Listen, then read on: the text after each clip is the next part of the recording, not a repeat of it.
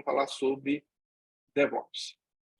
Vamos falar sobre a nossa abordagem, sobre a origem e o estado atual de DevOps, sobre como é a nossa abordagem para DevOps e alguns cases de adoção de DevOps que nós tivemos ao longo dos últimos anos. Ok? Túlio, eu não sei como é que está hoje a organização, mas o pessoal, se botar perguntas aqui no chat, tá? Eventualmente o pessoal me avisa e eu respondo algumas. Ok? Então vamos lá.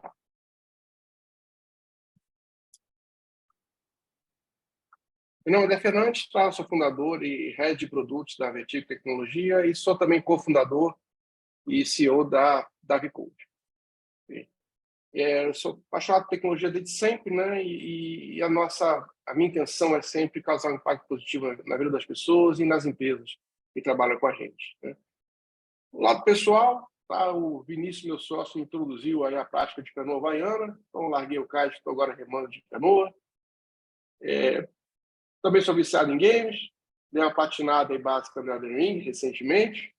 De vez em quando estou no Twitter arrumando treta com os estranhos e eu sou um cara que gosta mais de cachorro que de gato. Eu acho que tá bom para traçar o meu perfil aí.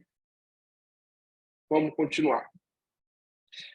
Bom, DevOps, né? Qual é a origem de DevOps? Por que o pessoal acordou um dia com vontade de saber o que é DevOps, trabalhar com DevOps, né? Na verdade, existe uma longa história, bastante longa, tá?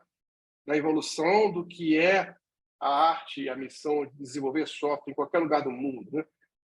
Desde os anos 90 até o que nós temos como prática hoje. São 30 anos aí de história condensada em meia dúzia de slides. Mas, basicamente, até os anos 90, vigoravam, tá, na prática da nossa... até o meio, final dos anos 90, né? Vigoravam modelos de maturidade e framework de gestão extremamente baseados na premissa de que você seria capaz de prever qual o esforço, tempo e custo para você desenvolver software, né? E esses frameworks eram bem rígidos, né? Bem focados na exaustão do levantamento de requisitos e, com base nisso, você ter algumas métricas de complexidade e chegar, finalmente, à capacidade de prever tempo, custo, esforço, né? Para você entregar aquele software, né? Então, basicamente, hoje nós sabemos que aquilo era um delírio coletivo, uma pseudociência que as pessoas acreditavam piamente, tiravam toneladas de documentação prévia antes de começar o trabalho de desenvolver o software, né? Então, hoje nós sabemos que essas premissas eram todas falsas, esses modelos de maturidade eles eram, na verdade, impeditivos para a qualidade de software, né? Nós descobrimos isso com muita dor e sofrimento na nossa profissão, tá? E, basicamente, o que vigorava nessa época era isso, tá? Modelos formais, métodos formais de trabalho, com uma premissa de predição, né? E todo o resultado que você conseguia com esse coletivo de métodos, práticas e frameworks era garantir que desenvolver software seria sempre caro, sempre lento, sempre propenso a erros e nunca você entregaria o software que o cliente realmente precisa. Essa foi a chaga aí. Falava-se muito em crise de desenvolvimento de software, desde antes dessa época, mas o diagnóstico era sempre errado. O pessoal culpar, não, é porque nós não estamos levantando requisitos com exaustão, com completude. Daí o pessoal ia nessa direção, dava para os burros na água, porque não é por aí, né? Mas, enfim, a origem era essa, tá? Nesta época você tinha muitas premissas erradas do que seria o desenvolvimento de software, né?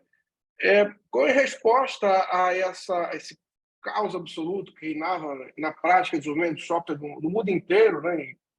Não é que não houvesse investimento em melhoria, mas o investimento em melhoria era na direção errada. A pessoa trabalhava com modelos formais, buscava certificações, buscava modelos de maturidade como CMMI e variações do tema, e esses modelos simplesmente garantiam que você seria incapaz de entregar software rápido e com qualidade.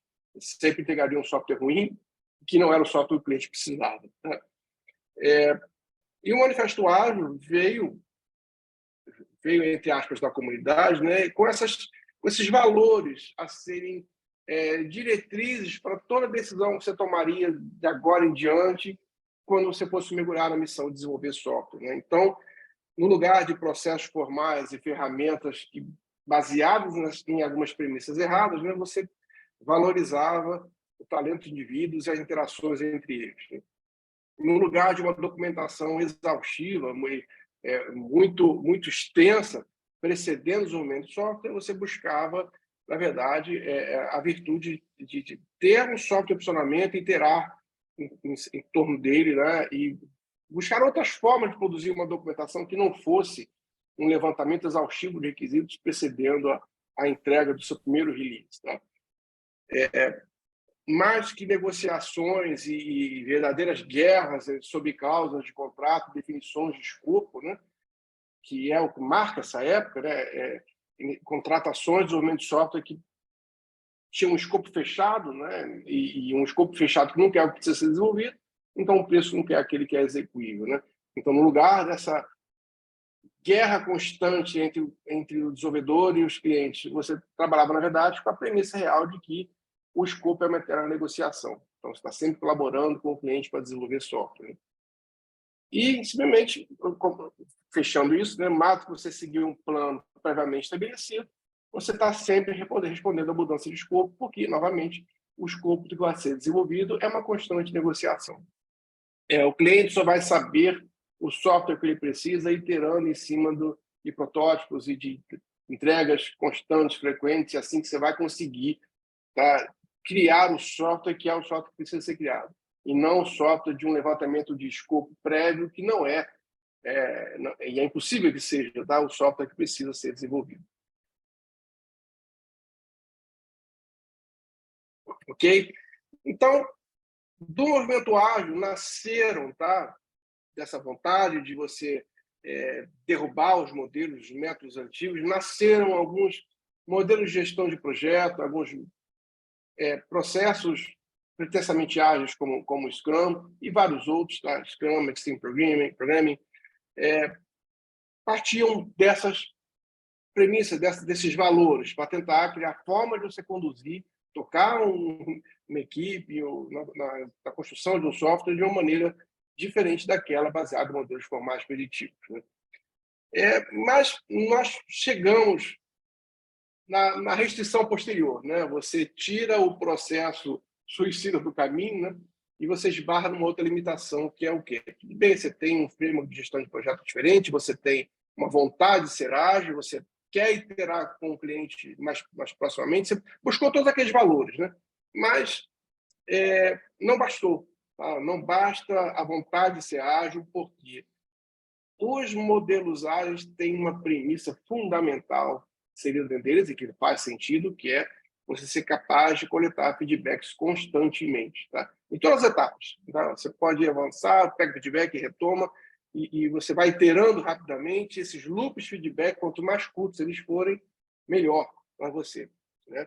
Então, existiu, tá? E existe em muitos lugares até hoje, um problema muito grave, que é a dificuldade de você entregar um release para que o cliente possa operar aquela versão nova do software que você está entregando, ou aquele protótipo, enfim.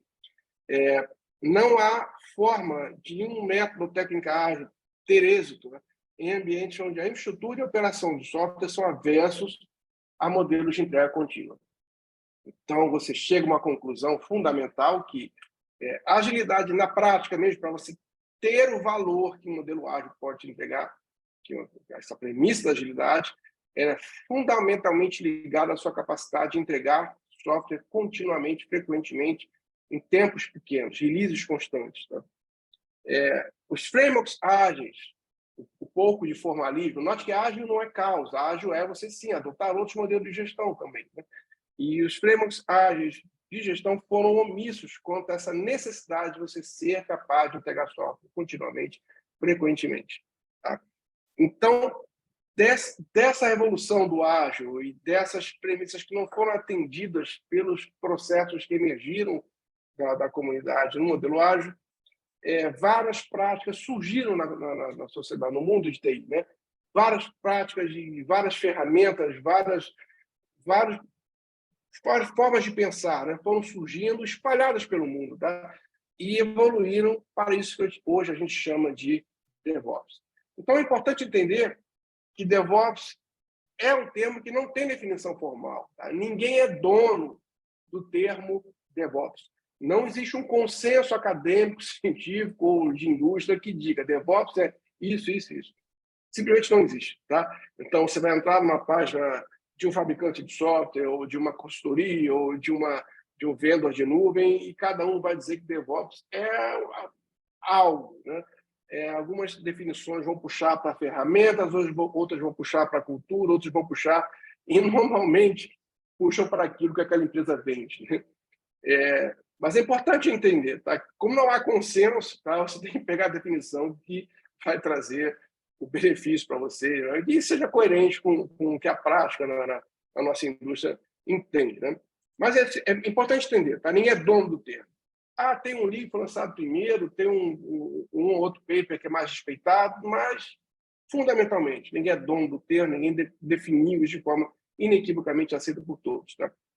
Mas historicamente, uma convergência, tá? Muito inteiro, de práticas, movimentos filosóficos, culturais, né? E de experimentos de gestão, e mistura isso tudo, o pessoal chama de DevOps. Então, DevOps será, sim, ferramenta? Sim, algumas ferramentas são fundamentais para você trabalhar com DevOps ao longo do projeto, dentro da empresa.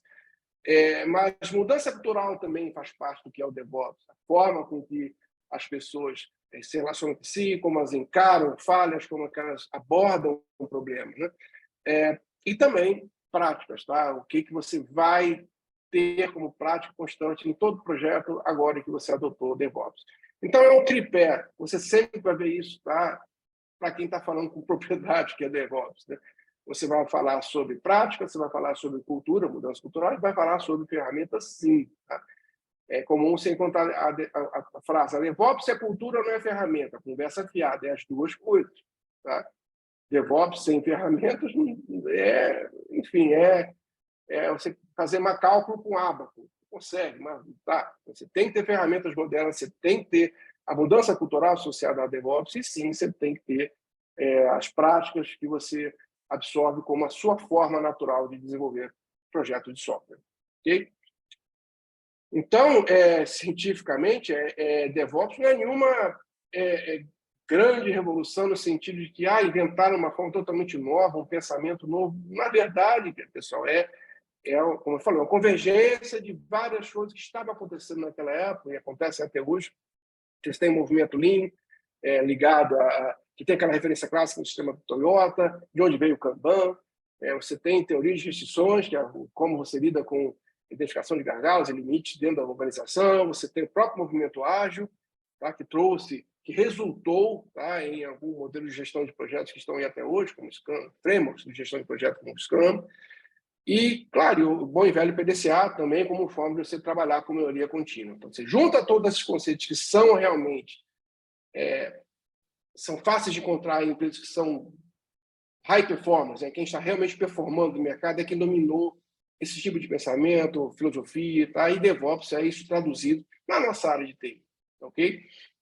Então, não surgiu do nada, tá? Surgiu em um contexto, uma sopa cultural e filosófica que deu um basta na forma completamente insana de conduzir software e nas tentativas formais, tá? E que até a academia comprou os modelos formais e preditivos que nós entendemos hoje como falsos, e hoje a gente entende, você identifica no mercado, quem performa bem no mercado é quem dominou essa prática. Ok. Bom, então, afinal, o que é DevOps, para fechar um termo, uma definição que é com a qual a gente vai trabalhar de agora em diante, pelo menos aqui nessa conversa, né? É uma combinação, tá, de práticas, mudanças culturais e ferramentas, e nesse contexto nosso visa melhorar a produção de software, tá? Resultando em entregas mais frequentes e entregas com mais qualidade. Tá? Mas inevitavelmente, na prática, quando você tenta realmente coletar o benefício disso numa organização ou numa TI dentro de organização, sim, em algum momento você vai lidar com a necessidade de também lidar com mudança organizacional. Okay? Então, não é só ferramenta, não é só cultura, tá? São práticas e você percebe rapidamente que o grande resultado disso virá até com a transformação organizacional, porque isso vai além da cadeira do programador, vai bem bastante além. Tá? Bom, e é importante entender que não há uma única receita para a adoção de DevOps. Tá? Entende-se que a adoção de DevOps é sempre contextual, tem que entender onde você está hoje, o seu caminho é sempre particular, seu, tá? Da sua organização, mas entende sempre que ela pode ser gradual, pode e deve ser gradual, você pode coletar grandes benefícios com passos simples iniciais, e há, sim, também um consenso sobre quais são as métricas de performance que você aplica a uma organização de TI, pelo menos, para entender que você está conseguindo adotar DevOps com sucesso. Ok? Então, entenda, tá? Não há uma receita para adoção, mas há um entendimento claro de onde você deve chegar, e isso não muda. Muda pouco de organização para organização. Tá? Ou quais são as métricas que você deve monitorar para saber que você está melhorando. Tá? E onde você quer chegar é um pouco contextual. Para você, de repente, fazer uma entrega por semana está bom, ou uma entrega por dia está bom, ou 10 entregas por dia está bom. Isso é contextual, mas como chegar lá, quais passos você deve dar, o que você deve monitorar, há um certo consenso. Tá? Mas o seu ponto de partida sempre será da sua organização. O melhor caminho é da sua organização. Ok? Mas essa definição é boa o suficiente, tá? Entenda-se que é um tripé de práticas, mudanças culturais e ferramentas, e você está procurando produzir software com entrega mais frequente, com mais qualidade. Você vai desenvolver certo o software certo, o que o software precisa ser feito. Em se falando de mudanças culturais, tá, pessoal? Bom, uma coisa fundamental, tá? Ficou um lixo aqui no slide, vocês me desculpem. Tá? Mas uma mudança fundamental é esse conceito de ownership. Tá? Ao contrário de uma TI tradicional, em que cada etapa nessa cadeia de valor que é a produção de software, né, as responsabilidades não são compartilhadas. É como se fosse assim, olha, segurança é uma certa pessoa, é um certo time, algumas questões de infraestrutura são outro time, código é esse time, e ninguém é dono da solução. Tá? Agora não, o time que toca esse produto de software ele tem responsabilidade compartilhada e, ao mesmo tempo, ele tem autonomia para tomar decisões que precisam ser tomadas para que as entregas desse software possam ser feitas. Tá? Então, o sinal de cara seria aqui com a necessidade de você derrubar algumas barreiras organizacionais que foram criadas pelos modelos tradicionais de gestão de TI. Então, nós já vamos chegar lá. Uma outra mudança cultural é a ideia de que velocidade da entrega de mudanças ela passa a ser encarada como uma boa gestão de risco, em contraponto com modelos de gestão de risco tradicionais em que encaram a entrada de uma mudança como um problema. Tá? Isso é muito onipresente no ITIL, né?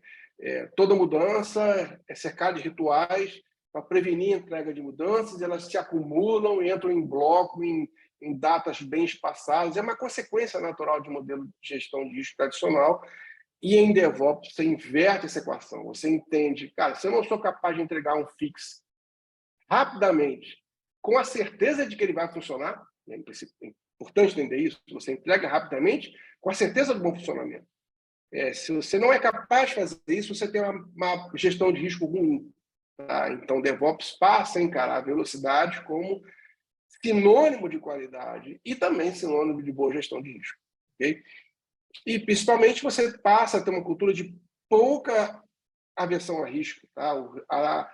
Assumir risco de forma responsável, obviamente, passa a ser recompensado. Tá? E você trabalha com a confiança de pessoas e confiança de times e sim, trabalhe para que o feedback daquela decisão, daquela mudança que você fez, seja coletado o mais rapidamente possível. Tá? Então, há um contexto de mudança cultural que é diametralmente oposto ao de uma TI tradicional, em que não há uma noção de responsabilidade compartilhada sobre o produto de software que está sendo desenvolvido, há, na verdade, o contrário, um eterno jogo de culpa. Né? Você abre um ticket, alguém aprova e essa pessoa é culpada se der problema. Ninguém trabalha para que aquele problema não aconteça. Né? Isso é típico de uma gestão de TI tradicional, onipresente até hoje, quase, em empresas tradicionais, em organizações mais complexas. Né? E, ao mesmo tempo, a autonomia de times. Olha, eu dou ao time que tem a missão de fazer uma entrega de software todo o poder de fogo que ele precisa ter para fazer aquela entrega. Aquele time não fica perdendo semanas, meses, esperando para que uma outra área atenda a um ticket para uma mudança de configuração de infraestrutura. Isso não pode existir em DevOps, em hipótese alguma. Isso é péssima gestão de risco. Tá? Você torna a entrada de uma correção um processo lentíssimo e aquela vulnerabilidade fica lá para sempre, porque você pensa que se é capaz de entregar uma mudança, é um risco inaceitável, quando na verdade é o contrário. Tá? Então, quando você dá autonomia para os times, eles podem tomar todas as decisões necessárias sobre código, arquitetura, automação, enfim.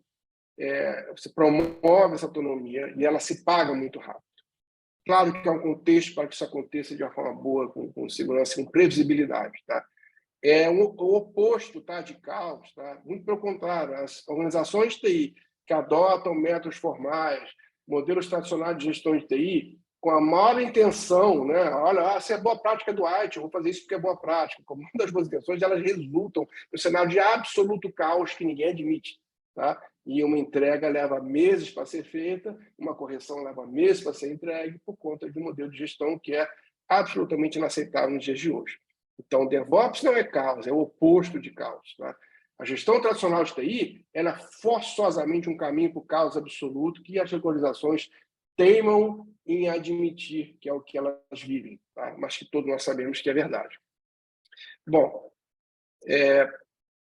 quais práticas estão associadas a DevOps? Né? Bom, há uma incessante busca pela automação de toda e qualquer tarefa repetitiva. Então, por exemplo, se o build do seu projeto é uma tarefa repetitiva, ele vai ter uma automação que faça isso. O empacotamento do seu projeto, os testes do seu projeto, a entrega de um release, são tarefas que são feitas de forma rotineira, então elas serão automatizadas. Né?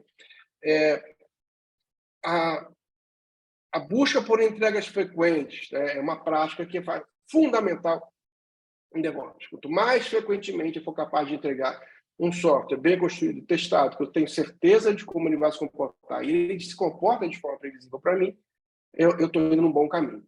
Tá? Então, a busca pela prática de entregas frequentes faz parte fundamental de DevOps. Outra prática que está associada a DevOps de forma inequívoca é a mudança de responsabilidades em comparação com uma TI tradicional. Tá? Segurança é uma coisa muito notória nesse modelo. Né? Segurança costuma ser uma etapa tardia nessa cadeia de valor de produção de software. Né? Você entra numa empresa tradicional, segurança, InfoSec, às vezes vai fazer um pen test naquele release uma semana antes de entrar em produção, na entrada prevista da produção. Quer dizer, se falhar no pen test, sente choque, que a data vai ser mantida. A forma tradicional como uma organização de TI olha para a segurança, ela é errônea, ela é cara, ela é tardia. Né? E DevOps traz a prática de segurança e várias outras, tá? Para etapas anteriores, né? Passa a ser algo pervasivo em todas as etapas da construção de software e não uma coisa que você faz tardiamente, um pentest às vésperas da entrada de produção do release. Tá? Então, passa a ser parte normal do dia a dia. Tá? Então, esses talentos se deslocam, as responsabilidades se deslocam. O que antes era entendido como uma área isolada na TI organizacional, não. Passa agora a ser prática de projeto, faz parte do time de desenvolvimento. Tá? Então, essas fronteiras de responsabilidade de uma TI tradicional são completamente alteradas. Por isso que a gente falou lá atrás. Tá? Eventualmente, em DevOps, você vai ter mudança organizacional. Ok? Isso não é nada novo. Tá? Isso é aquela empresa matricial que o pessoal discutiu lá nos anos 70, está aqui. Tá? DevOps é isso de forma tangível, né? Na tarefa de construir software. Ok? E, finalmente, outra prática está sempre associada a DevOps, é um termo mágico, chama observabilidade. Tá? Sempre se praticou, sempre se falou em monitoração como uma prática de TI. Toda tempo operativa faz, um painel lá onde o pessoal observa o estado da TI. Aí, quando alguma coisa lá fica vermelha piscando, é um Deus acuda, porque ninguém sabe quem é capaz de resolver aquele problema. Tá? A forma tradicional com que monitoração é encarada numa TI tradicional, né?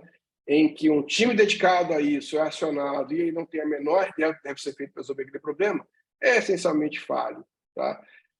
São consequências naturais de decisões ruins, de processos ruins de gestão. Tá? Porque se um release vai ser entregue 6 meses depois que aquele código foi construído, ninguém lembra qual foi a mudança, quando ela dá erro em produção, ninguém é capaz de atuar.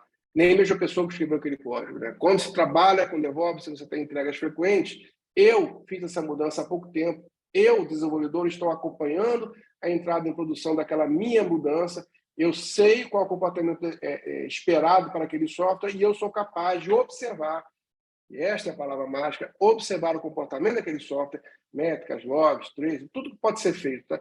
Eu observo o comportamento do código que eu escrevi.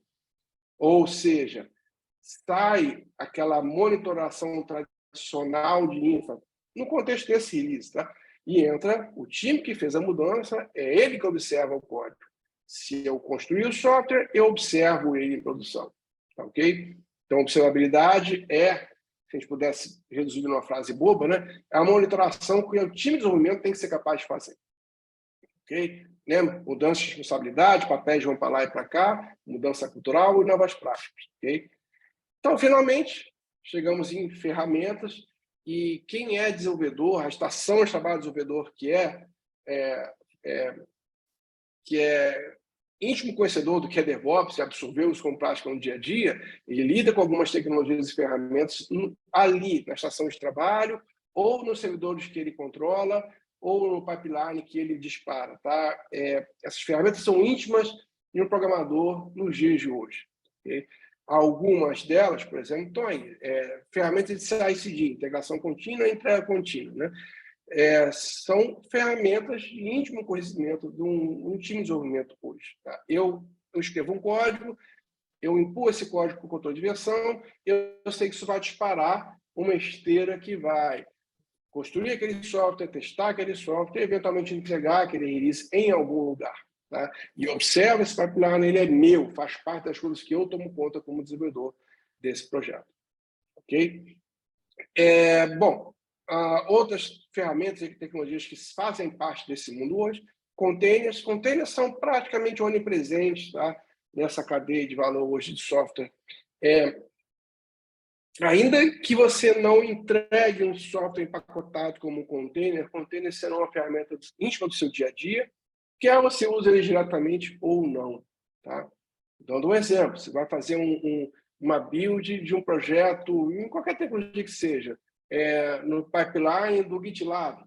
O GitLab usa containers para fazer build de projetos. Né? Vou trabalhar com Lambda, na AWS. Lambda são containers. Você não é dono da decisão de pacotamento daquele container, mas ele é tecnicamente um container. Né? E por aí vai. Outras ferramentas que são íntimas da prática de DevOps hoje. Né? Automações de provisionamento. Tá? Você está numa equipe responsável por entregar um produto e você quer experimentar um cenário, validar uma hipótese. Se você quer provisionar um ambiente segregado para fazer um deployment desse seu release, testar, homologar essa funcionalidade de forma apartada com um cliente específico, com outra equipe, essa decisão é uma decisão de projeto. Não é uma decisão que tem que abrir ticket para alguém aprovar, não é uma decisão que tem que fazer reunião para aprovar. Você decide, preciso provisionar um ambiente segregado, e eu faço isso por automação, eu utilizo esse ambiente, falei de uma hipótese, conduzo o meu experimento e eu descarto esse ambiente. Quantos tickets eu abri? Nenhum. É isso que você deve perseguir com o DevOps. Tá? Autonomia dos times e esse tipo de facilidade. Tá? Automações de provisionamento, onde estão ali tá? A bênção da pessoa de segurança, a bênção da pessoa de infraestrutura de redes, a bênção da infraestrutura do pessoal de sistemas operacionais, eles já validaram o que essa automação produz. Tá? Essas pessoas vêm com a sua contribuição previamente. Tá? Então, essa automação ela é a soma do trabalho de todas aquelas áreas de conhecimento da TI. Está ali perenizada nessa automação que você executa para criar e para destruir a revelia de qualquer outra decisão. Que as análises, enfim, toda a decisão já foi tomada de antemão. Então, isso é uma parte fundamental da prática de DevOps hoje, a automação de provisionamento dentro desse conceito de self-service, né, que os times têm que ter.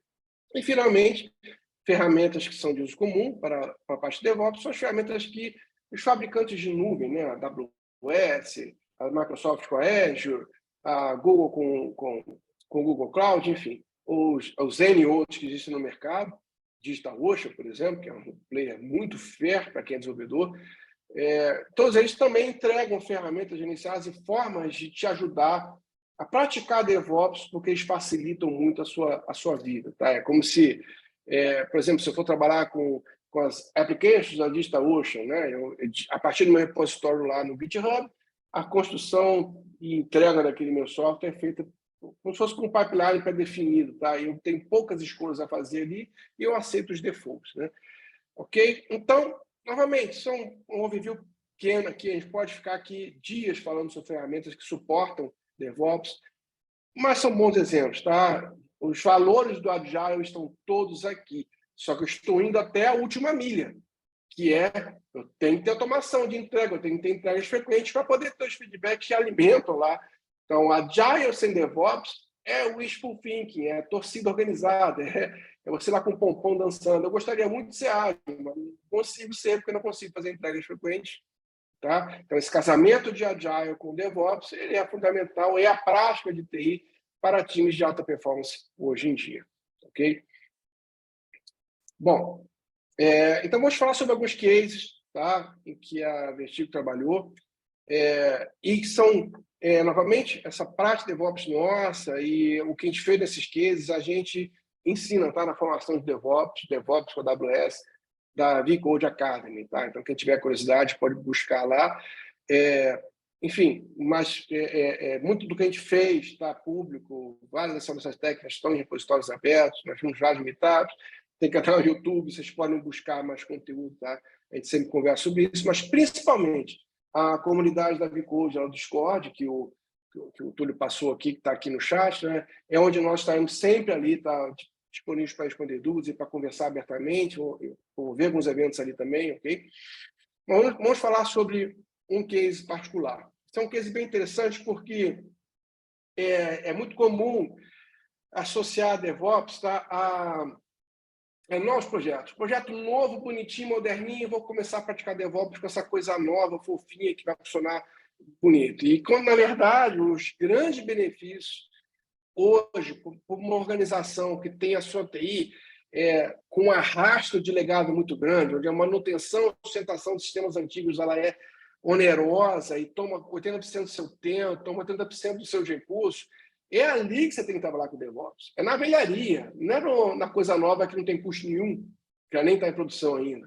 Então, você tem um sistema crítico para o negócio, cuja manutenção é um inferno, é ali que você tem que olhar. O que eu posso fazer com o DevOps para trazer sanidade à manutenção desse meu legado? E a fruta mais baixa está ali, não é no projetinho novo. Tá? Isso é fundamental entender isso, tá? Que o seu grande retorno está aqui. Okay? Então, na Sul-América, a gente fez um trabalho lá de modernização de aplicações para pegar legado Java, aplicações Java antigas que rodavam naquele modelo de entrega bem antigo do Application Server gordo, né? Que é o famoso WebSphere. Quem trabalhou com ele, às vezes, quando fala o nome, a pessoa começa a chorar. Mas esse trabalho é um trabalho muito gostoso de fazer, porque é rápido, tá? Você tem uma certa abordagem para você trabalhar com esse modelo de migração de legado de Java em WebSphere para containers, nessa tecnologia que a IBM criou para esse propósito, tá? Que chama Liberty. Tá? Esse modelo de modernização de projetos ele é muito tranquilo. Tá? Não é que seja fácil, igual andar de bicicleta, é fácil depois que você aprendeu, mas ele é muito tranquilo. Tá? Ele tem um resultado muito rápido de coletar, faz as equipes absorverem essa prática, tá? E ele resolve o problema da chegada de um novo desenvolvedor à equipe, tá? Ele não vai ter que instalar 1 milhão de ferramentas estranhas, porque esse modelo de trabalho baseado em containers, ele cura do provisionamento ferramental na estação de trabalho, ele resolve esse problema muito bem, né? Os pipelines para construção e entrega também são fáceis de resolver nesse modelo, e o footprint dessas aplicações rodando dentro de um container dedicado, ele é bem pequeno. Tá? Bem menor do que normalmente existe. Tá? E, enfim, você consegue pegar aquele legado que está todo destruído em questão de compliance, né? JVM fora de linha, biblioteca que já não tem mais suporte, enfim, aquele inferno para compliance, você consegue modernizar e botar ele atualizado numa esteira racional, né, e moderna muito facilmente. Esse foi um trabalho que foi feito. Tá? Então, o resultado muito rápido, com o legado que era o inferno para manter, e os times com essa mudança são capazes de dar sustentação nesse código agora, sem ter que sofrer o que sofriam antigamente. Tá? Isso traduz, tá, gente, em risco operacional mitigado. Se eu tenho uma aplicação crítica para o negócio, que ninguém é capaz de fazer uma correção nela, você não tem uma gestão de risco boa, você tem uma péssima gestão de risco. Tá? Então, ser capaz de entregar continuamente é fundamental, tá, para o modelo de gestão de TI que seja atualizado, que esteja realmente preocupado com gestão de risco. Ok? Bom, um outro case que a gente vai mencionar, desculpa, meu travado aqui, é o case da Privacy Dynamics, que uma empresa totalmente diferente. Então, enquanto a Sul América é aquele gigante tradicional, você tem a Privacy Dynamics, que é uma startup no Vale do Silício. Tá? Já que a startup tinha uma necessidade de negócio muito particular, que era lidar com uma escala maior, né, com o provisionamento de clusters dedicados para o seu produto, dentro da infraestrutura de cada cliente dela, né, e com a distribuição de releases do software que ela produz dentro desses clusters em N clientes ao mesmo tempo.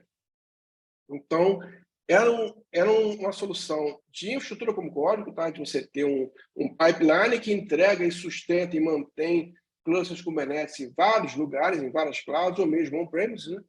E mecanismos para entrega e atualização de release de uma aplicação nesses múltiplos clusters que estão espalhados dentro da infraestrutura de cada cliente ao redor do mundo. E, principalmente, também ser capaz de observar o comportamento do software deles dentro desses múltiplos clusters em múltiplas nuvens. Né? Então, era uma solução de automação de provisionamento, sim, Terraform lá sob demanda, e também com necessidades específicas de observabilidade dessas aplicações que estão espalhadas em múltiplos lugares. Né? Então, era uma necessidade de adequação a regras de compliance dentro de cada cliente, mas também necessidade desta solução deles particularmente. Então, são dois cases bem diferentes. Tá?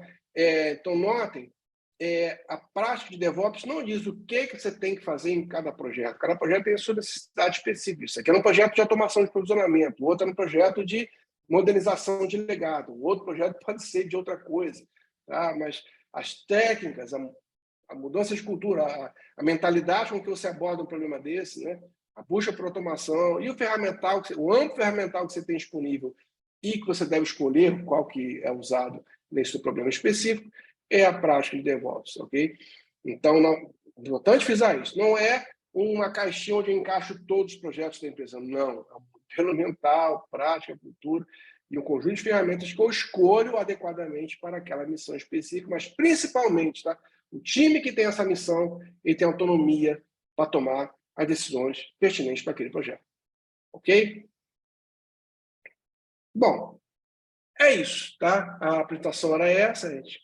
Espero que a gente tenha conseguido explicar o que é nosso pensamento sobre o que é DevOps, que tipo de prática a gente faz, alguns cases. Então, pessoal, não deixe de entrar na comunidade, tá? Essa comunidade acabou de ser criada, nós vamos estar lá sempre presentes, tá? Vamos divulgar outros eventos lá. É uma comunidade aberta, nós estamos ali para tirar a dúvida das coisas, né? E também convido vocês a experimentarem o VCode Platform, que é também uma ferramenta para acelerar a adoção desses stacks que são típicos de nuvem, a gente chama de stack cloud native, né?